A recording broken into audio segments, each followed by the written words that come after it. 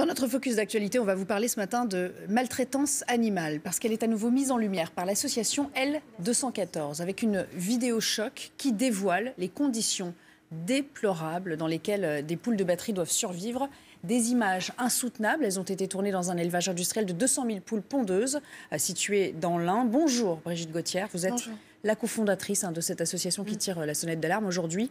C'est à vous qu'on doit toutes ces images affreuses. Alors déjà, pour commencer, décrivez-nous sans détour les conditions de vie dans cet élevage.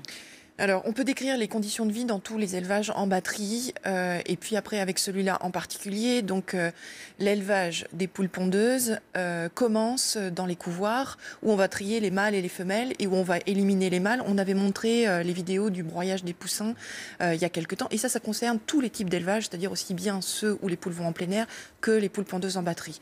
Ensuite, elles sont ébequées, c'est-à-dire qu'on leur retire une partie du bec. On le voit sur les images aussi ici, pour éviter qu'elles s'agressent trop violemment les unes avec les autres, puisqu'elles sont dans une très forte promiscuité.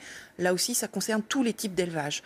Pour l'élevage en batterie, ensuite, on les place pendant 1 an dans des élevages, donc dans des hangars sans fenêtres, dans des cages. Elles sont plusieurs dizaines, alors ça dépend les tailles des cages, dans des cages au sol grillagé. Ici, on le voit, sans possibilité de gratter le sol, prendre des bains de poussière, même pas en rêve. Étendre les ailes, très difficile, puisque chacune a une feuille A4, c'est même pas la surface du journal, c'est vos feuilles devant vous.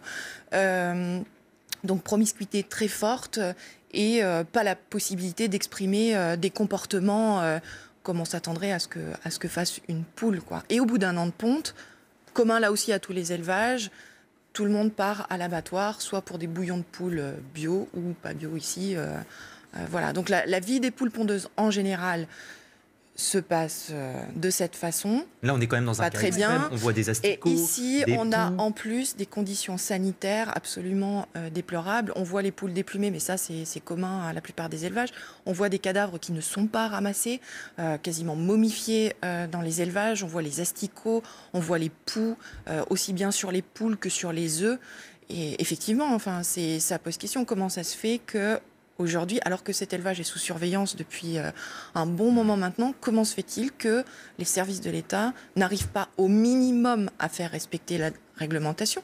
Puis ensuite, si on est dans une démocratie, 90% des Français sont opposés à l'élevage en batterie des poules pondeuses. Pourquoi il y a encore ces élevages qui existent? C'est un cas isolé ou vous en avez des dizaines d'autres comme ça? On a montré d'autres images au cours de ces dernières années pour montrer ce qu'est l'élevage en batterie. Ces poules déplumées, c'est pas les premières qu'on montre. Les cadavres en décomposition, c'est pas les premiers qu'on montre. Les œufs retenus par les cadavres, donc que dire d'une date de ponte quand l'œuf a été retenu, c'est pas la première fois qu'on le montre. Non, enfin. C'est un cas isolé, particulier, parce que là, ça fait 3 ans qu'on le suit et on sait qu'il y a des problèmes et on sait que les services vétérinaires essayent d'endiguer la situation. Le préfet aussi est mobilisé et on voit que ça ne donne pas de résultats probants. Enfin, les images sont toutes récentes, là. C'est ce que j'allais vous dire. Il y a quelques semaines, vous révéliez des cas dans des abattoirs dans les Pyrénées-Atlantiques, dans le Gard. Il y a maintenant cet élevage de poules pondeuses dans l'Ain. On en est réduit à toujours le même scénario, c'est-à-dire L214 sort des images et puis l'État réagit après. Il n'y a pas de contrôle a priori? Ah si, il y a des contrôles. Mais ils servent à rien. Ou alors, on est là que dans des cas très particuliers? Non, on n'est pas dans des cas très particuliers. L'exception, c'est de pouvoir sortir les images. C'est vrai qu'on en a de plus en plus aussi parce que de plus en plus de gens témoignent, mais ça reste encore des exceptions. Là, on est sur un élevage sur plusieurs centaines, milliers qui existent de poules pondeuses. Donc, on n'est pas du tout exhaustif dans les images qu'on montre. On en a montré plusieurs enquêtes avant aussi.